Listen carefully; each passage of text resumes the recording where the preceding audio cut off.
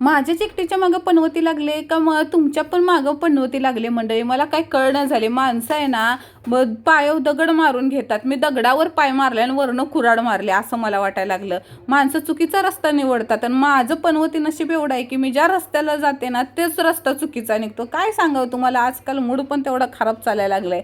माझं सोडावं. आता झालं काय माहिती आहे का, माझा भाऊ सुद्धा आजारी आहे. त्याचं वजन कमी झाले, तब्येत खराब आहे, गेली 2 महिने झालं. वरनं त्याला कावेळी झाले, एवढं ओरडतोय तो का ऐकना झाले. म्हणून कारभाऱ्याने त्याला जबरदस्तीने इकडं आमच्याकडं बोलवून घेतला.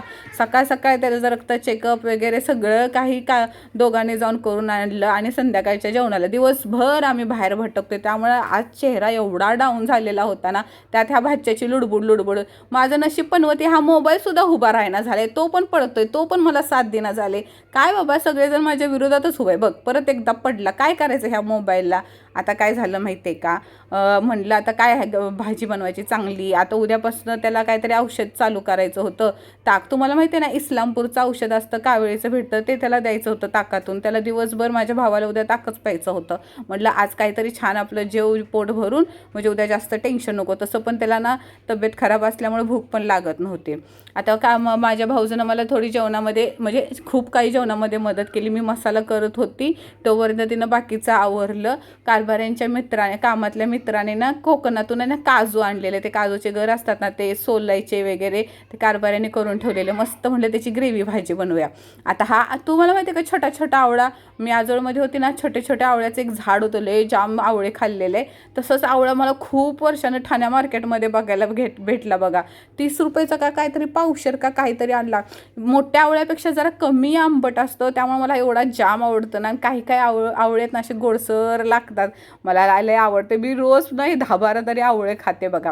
आता दोघीने ना पटापटाने किचन आवरायला घेतला.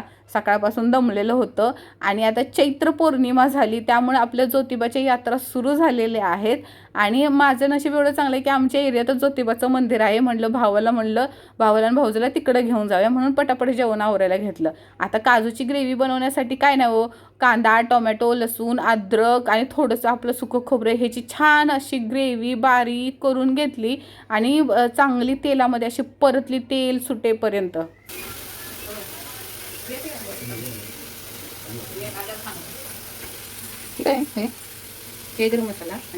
आता गंमत काय अशी झाली, जे कारभाऱ्यांनी काजू सोललेले ना ते अगदी मुठभरच म्हणजे वाटीभर एवढे निघाले. आता माणसं वाढली, म्हटलं काय करावं म्हणून म्हटलं त्यात बटाटा ॲड करावा. बटाटा हा असा भाजीपाला आहे की तो सगळ्या भाजींबरोबर मिळून मिसळून राहतो बघा. म्हणून बटाटा त्यामध्ये टाकायचा ठरवला. मस्त तेल सुटेपर्यंत असा मसाला छानपैकी टाकला आणि असे कच्चे कवळे काजू लय भारी लागत होते बघा. एकदम त्याची भाजी ना अशी पनीर कसं तोंडात मेल्ट होतो, मिसळून जातो, तसा ते लागत होता. भाकरी झाली, भाजी झाली आणि आमच्या दोघींचा उपवास पण होता चैत्र पौर्णिमेचा. म्हणून काय करावं म्हणून म्हटलं गोडधाडमध्ये तांदळाची खीर बनवलेली होती. गावचं तांदूळ ते मस्त असं 2-3 चमचे भिजत घातलेलं होतं. आणि भाऊ म्हणाला की माझ्या तोंडाला चव नाही, मला टोमॅटो चटणीचा असा खरडा टाईपमध्ये करून दे, म्हणजे तोंडी लावायला कशी चटणी असते खरडा, तसा बनवून दे. मग भाऊजनं ते बनवायला घेतलं. मी तोपर्यंत इकडे तांदूळ बारीक केलं. म्हटलं व्हिडिओ काढावा, तर कारभाऱ्यांची बदी लुडबुड. आज माझा मोबाईल का मला साथ देत नव्हता. तो कॅमेरा एका जागेवर थांबतच नव्हता, धाड नुसता पडत होता.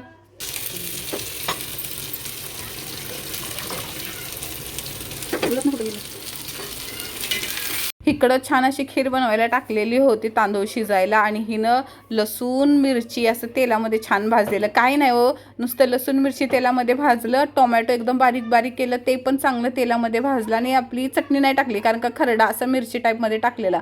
चांगली लागली, मी पण पहिल्यांदाच खाल्ली तिनं बनवलेली. आणि बरोबर ऐन टायमाला, रेसिपीच्या टायमाला ती कॅमेरा चालू करायचंच विसरली. त्यामुळे त्या खरड्याची रेसिपी तुम्हाला नाही सांगू शकत. जेवढे आई बघितली तेवढी तुम्हाला तोंडी सांगितली. आणि मी खिरमध्ये साखर टाकायला विसरलेले. म्हणजे काय झालं, आज आमच्या दोघींचं पण डोकं चालत नव्हतं, भाव आजारी होता म्हणून. तर जेवण असं थोडं शॉर्टकटमध्ये पण एवढं छान आम्ही आज जेवण बनवलेलं, कारण का त्याला उद्या उपाशी राहायचं होतं. आज पोट भरून खाल्लं तर उद्याचा दिवस तो कसा तरी निभवल.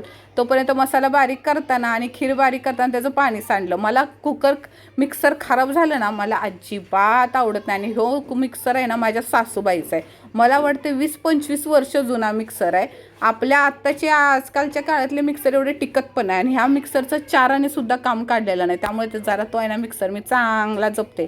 कधी पण मसाला बारीक केला ना स्वच्छ पुसून ठेवते. आता ना हा व्हिडिओ मी मागच्या वेळेला टाकलेला की मेशोवरून आहे ना मी असं कपाटावर टाकायला असे कागद मागवलेला. कागद म्हणजे असं प्लॅस्टिक टाईपमध्ये कपडा आहे, तो एवढा चांगला निघाला, एवढा चांगला निघाला, म्हणजे असं पुसून घेतलं ना कपाट नवीन करकरीत दिसतं. मला सगळेजण त्याची लिंक मागत होते बघा, चांगला व्हायरलच झालेला. तर तसं ते होतं. आणि त्याच्यानंतर आम्ही गेलो ज्योतिबा मंदिरात. आता 1 आठवडा झालं गर्दीच असते. आम्ही रात्रीच्या 9 वाजता गेलेलो आणि आपला दख्खनचा राजा ज्योतिबा किती सुंदर दिसत होता. कुलस्वामी आहे हो माझा, अक्षरशः कुलस्वामी आहे. मला काही नाही, मी ना जरा काही टेन्शन आली ना मी ज्योतिबाच्या मंदिरात येते आणि कुलदैवत असल्यामुळे हमखास कारभारी दर रविवारी येतात. आता कसं ज्योतिबाचे ते खेटे वगैरे असं सगळं काही चालू झाले असल्यामुळे थोडीफार इथं पण गर्दी वाढलेली आहे. हे जो मंदिरातले काका आहेत आमचे, मस्त गुलाल खोबरं उधळलं, ज्योतिबाच्या नावानं चांग भलं म्हटलं आणि म्हटलं देवाला, कुलदेवताला, माझ्या भावाला लवकर बरं कर. आता कसं होतं त्याचे डोळेसुद्धा कावेळीमुळे पिवळे दिसायला लागलेले होते. आम्ही ज्योतिबाचं दर्शन घेतलं आणि काय मनात इच्छा होती ती सुद्धा बोलली. आणि ज्योतिबाच्या मंदिराच्या मागच्या बाजूला ना कालभैरवसुद्धा आहे, त्यांचंसुद्धा दर्शन घेतलं.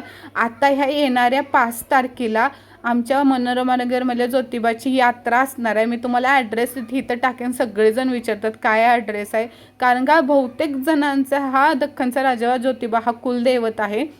येत्या रविवारी इथं पाय ठेवायला सुद्धा जागा नसणार आहे, एवढी गर्दी असणार आहे. आत्ताच चालू झाले तर येत्या रविवारी काय बोलताय. आणि हो, रविवारी ज्योतिबा 5 एप्रिलला ना यात्रा असणार आहे, त्या दिवशी भंडारासुद्धा असणार आहे. त्यामुळे जेवढ्यांचं ज्योतिबाचं दख्खनचा राजा हा कुलदैवत आहे ना, नक्की त्यांनी ज्योतिबाला दर्शन घ्यायला या. घरी आलो, कपडे चेंज केले, पटकन म्हटलं उपवास पण सोडायचा आहे, नैवेद्य पण दाखवायचा आहे. मस्तपैकी ताट तयार केलं, भात, ती टोमॅटोची चटणी म्हणजे खरडा टोमॅटोचा, वरण, परत आपली काजूची भाजी, खीर, भाकरीच केली, कारण का चपातीना जास्त करून आमच्यात कोणाला आवडत नाही म्हणून आम्ही भाकरीच केलेली होती. छान असं जेवण केलं. भावाला काजूची भाजी आवडली, तो पोट भरून त्यानं जेवला आणि आम्ही सगळ्यांनी एकत्र बसून जेवण केलं. तर असा काहीतरी आजचा गडबडीचा दिवस होता. थोडा मूड खराब आहे. असते परिस्थिती, कधी ना कधी तरी सुधारेल. चला परत भेटू.